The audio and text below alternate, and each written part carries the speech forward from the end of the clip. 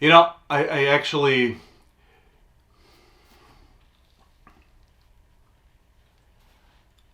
I got to be honest, I don't know how to make a video like this. You know, unless you guys have been living under a rock, you know that within the last couple of days we lost an industry leader and we lost a friend in Brian Barczyk. Brian was not only a friend of mine, Brian was a mentor, and he is the reason why I have this channel. I first met Brian, and I didn't even know who he was. I was working on the movie Herpers, and Brian Potter called me up and he was like, if you're going to make this movie, you've got to talk to this guy named Brian Barczyk. And so I told Brian Potter, you know, give him my number, I'll talk to him.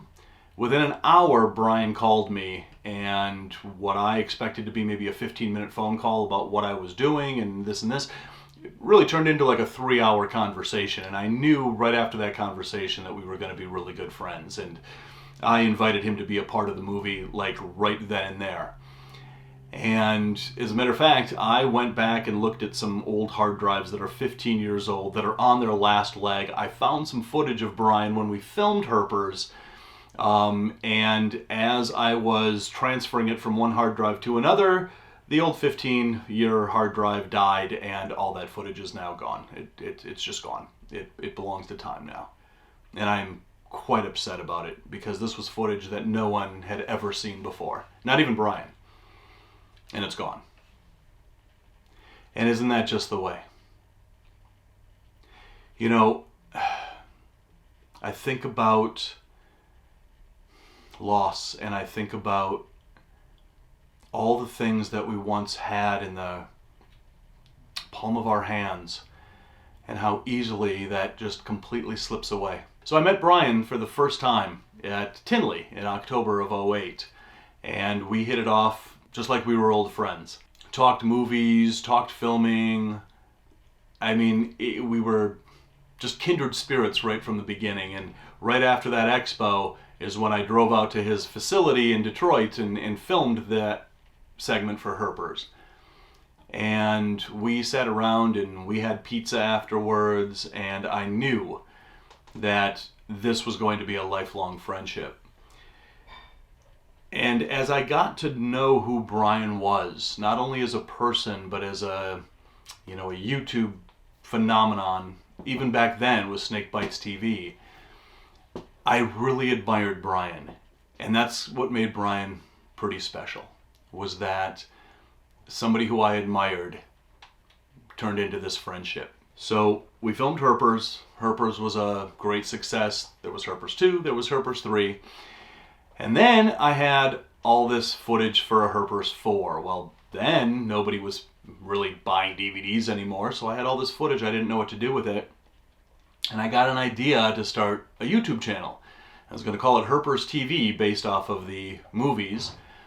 And Brian was the first person that I called and asked him, is this a good idea? And Brian, being who he is, he took several hours of his time to walk me through the process and to let me know what the pitfalls were and how rewarding it was and how frustrating it was. And Brian didn't just mentor me over the phone. Brian actually invited me on a couple of his shoots so that I could see how the whole process was done. And it's that generosity and that willingness to teach and to help others that made Brian such an incredible friend. He is the reason why I have my channel. And it didn't stop there. Every time I had a question, every time I had a concern, I could call Brian, and Brian helped me out. And my story with my friendship with Brian is not unique. He did that to so many people.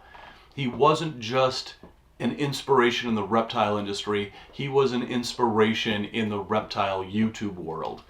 And a lot of people out there, they have their channels because of Brian. You know, I'll tell you, the thing that gets me when I think about this, and I think about how now I can't just pick up the phone and call Brian. I can't just send him a text and see how he's doing, ask him a question, shoot the shit with him, just talk with him. I can't do that anymore. And over the past couple of days, I've picked up my phone more than once and clicked on his name on the text and read our last texts, and all I wanted to do was message him. And if I feel like this, I can't imagine what Lori and Noah and Jade are feeling. But that's the terrible, terrible thing about death, is that it's just so horribly permanent. What isn't permanent, though, is that Brian is one of those lucky people in the world that set out to create a legacy for himself, and he did it. And he did it so much better than so many other people out there. There are celebrities in Hollywood out there that have not done it as well as Brian has done it. And even though Brian is no longer with us, he is still with us. And he always will be with us in what he created. He created something so amazing, so entertaining, so educational, that people are going to be watching Brian's videos for years. And you know, they say that you only live as long as the last person that remembers you. Well, if that's the case, then Brian's going to live forever. And he's going to live forever through what he taught us. And he's going to live forever through his videos. And he's going to live forever through his passion that was so contagious to all of us. You know, a lot of people don't know this, but, and I've never really shared this. I don't know if Brian's ever really shared this. But as good of friends as we were, we did have a falling out. And we were mad at each other for a lot of years. And it went on for a lot longer than it should have. And what is particularly irritating about it is that it was over nothing. It was over a misunderstanding. That I tried very hard to explain to him that it was a misunderstanding. But unfortunately, there's people in this industry that found out about it and egged it on. I told Brian that I was saying things that I never said, doing things that I never did. And people told me that Brian was saying things that he never said and doing things that he never did. And it just kind of got to the point where Brian and I just basically said the hell with it. And we stopped talking altogether. And it's not important what it was that caused this rift between us. What's important is that I kind of had had enough, and so had Brian. I remember talking to Brian Cusco about it and just saying, I want my friend back. And I know that Brian said that to a couple of people as well. And I don't know why it took us so long to get on the phone and just say, hey brother, I'm sorry. Whatever I did, whatever I said, I'm sorry. And sometimes when you have a feud with somebody, it's really difficult to do that. It's very easy to think it, but to actually do it, it's actually very difficult to do it. But my point to all of this is that a couple of years ago, long before he was diagnosed, long before Animal Con, Brian and I did talk to each other. And it was easy. It was easy for both of us to say, brother, I'm sorry. For whatever I did, for whatever I said. Let's put it in the past and be the friends that we've always been again. And we did. And I got a message from Brian Potter a couple of days later telling me that Brian had messaged him and said how relieved he was that we were friends again, and so was I.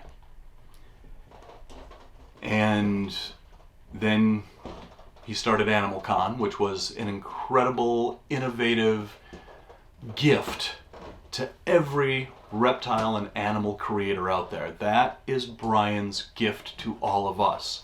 And that first Animal Con, Brian and I were back to being the buds that we were. We were laughing, we were carrying on, we were joking with each other. It was like the rift never even happened. And then, when I was in West Africa, Brian was the one who I messaged or called almost every single day to kind of walk me through it and make sure that, you know, I knew what to expect and that I didn't fall into any of the massive pitfalls that West Africa has. Brian had been there before me. And Brian was pretty much my guide through all of West Africa. He didn't need to do that. All he needed to do was respond to a text and say, "You'll be fine." Brian would message with me for hours. He would talk to me almost every night that I got back to the hotel.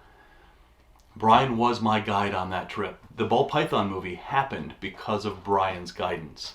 He was like that to everyone. And I think that everyone who has a channel, every influencer out there, owes a debt of gratitude to Brian. More so than any other person, really. And then when Brian told me his diagnosis, a year ago February, my first thought was, he's going to be the one to beat it. It's Brian Barczyk. Of course he's going to be the one to beat it. He's not going to let this thing. And I even said, when he told me, I didn't, say, "Oh my God, that's terrible," and you're not sure what to say when somebody tells you that. What I told him was, you kick this thing's ass, and you kick this thing's ass into the ground. And when it's cured, and when it's all over, let's plan a trip. Let's go to the Philippines like we always talked about.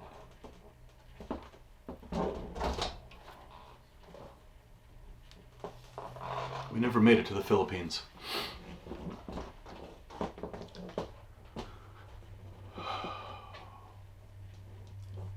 The thing is that I'm 6 months older than Brian, to the day, almost. I was born in March, he was born in September. I don't know. I always found that so completely unfair. That I get all these things. I've had COVID a half a dozen times. I've had Lyme's disease. I get sick in the jungle with some strange virus. I heal. I get better. Somebody 6 months younger than me.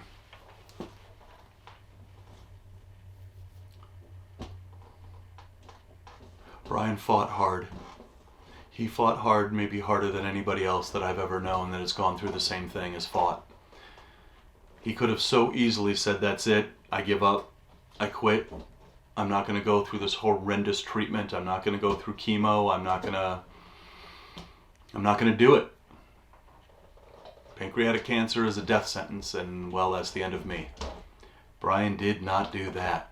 He kept going, and he kept planning, and he kept building his aquarium, and he built Animal Con.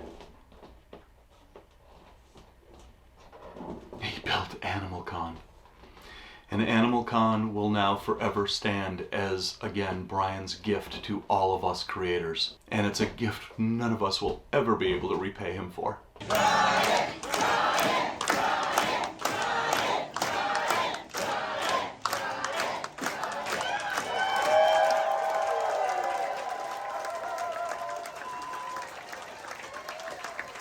I'm just going to tell you that I love you. I'm going to absolutely promise you I'm not going to cry.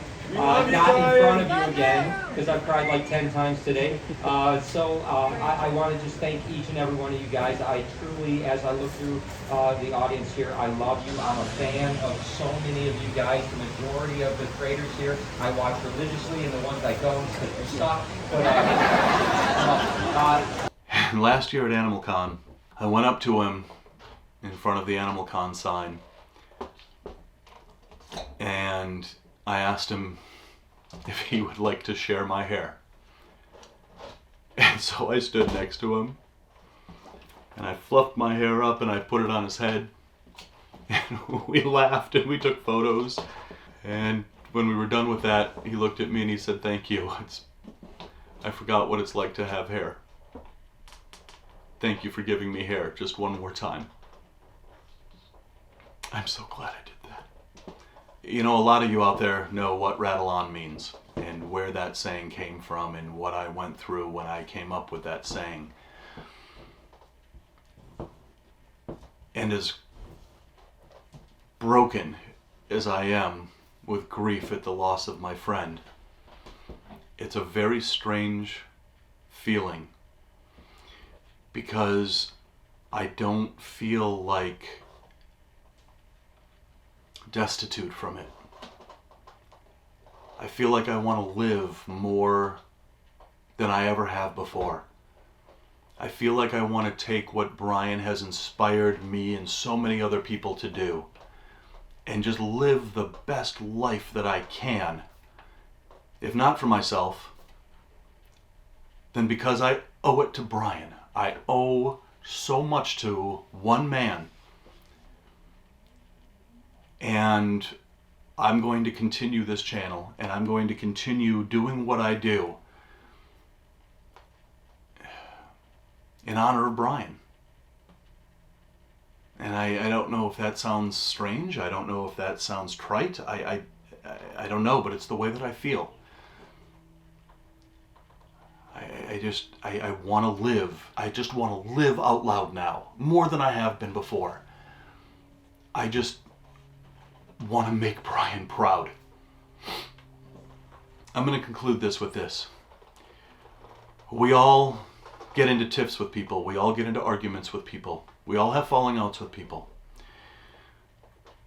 But right now, as soon as you're done watching this video, do not let it go any further than this. Get on that phone and call that person and say that you're sorry. Do it now. Because what haunts me more than anything else is the idea that if we hadn't done that, if Brian and I hadn't called each other and said, I'm sorry, and this happened, and we never got a chance to reconcile, that would crush me more than anything else that has ever destroyed me in my life. Brian and I got a chance to reconcile, and we were stronger friends for it. So again, if you got a beef with somebody out there, bury that axe right now, because you have no idea when it's going to be too late. Brian is my friend. He will always be my friend. And I love him. And I'm going to miss him more than I can stand. So I'm just going to conclude this video, not with mourning, but with celebrating Brian. He was one of a kind. And that's the understatement of the century. Wherever you are, my friend, rattle on.